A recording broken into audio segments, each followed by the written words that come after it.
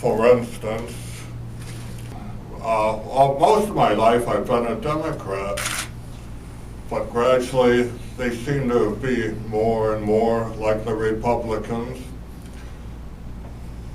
So I have run for a couple things locally, and much to my surprise, my state committee, the Libertarian Party of Massachusetts State Committee, asked me to run for the United States Senate.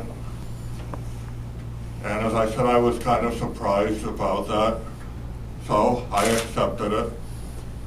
And largely, I want to address, as I said, key issues like unemployment and the things that the government is doing to make the unemployment worse.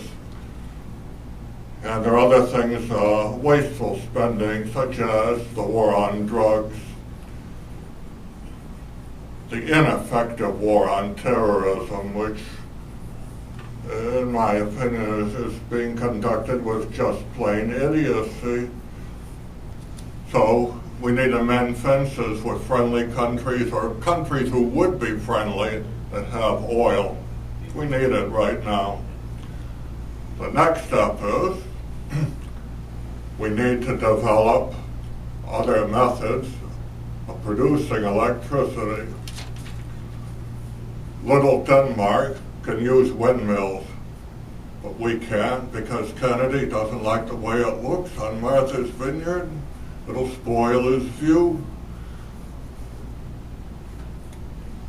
Nearby Canada, it's reported in Sieber Press or the press,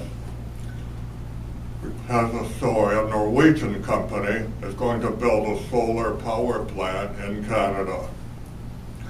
One cold country is going to go into another cold country and generate power by the sun.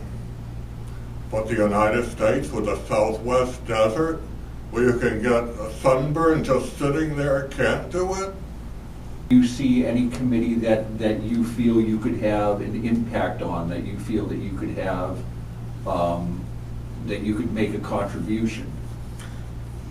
Which committee and which could I make a contribution on? Right. Probably budget, foreign relations. I think those would be the two I'd pick.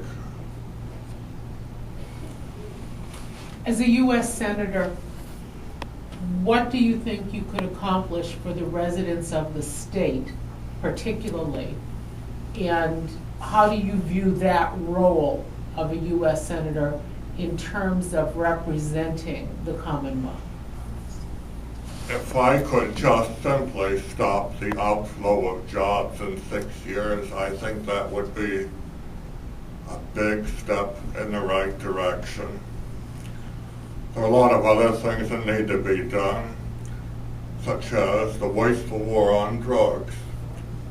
Well, everyone's talking about the war in Iraq, but there are several other wars that are probably being planned. He has a fleet parked in the Black Sea right now, and that's another very dangerous war. It has the possibility of generating high casualties, with another clamor for an even worse war.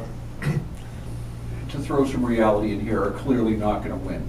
I'm sorry? I said you, to throw some reality in here, are clearly not going to win. What is it that you feel you can contribute to this race? What is it that I feel I need to? Or that you can contribute to this that race? I can contribute to the race? Right. The race for Senate? Right. I think I can raise several issues and present a different point of view than the ones that are now being presented.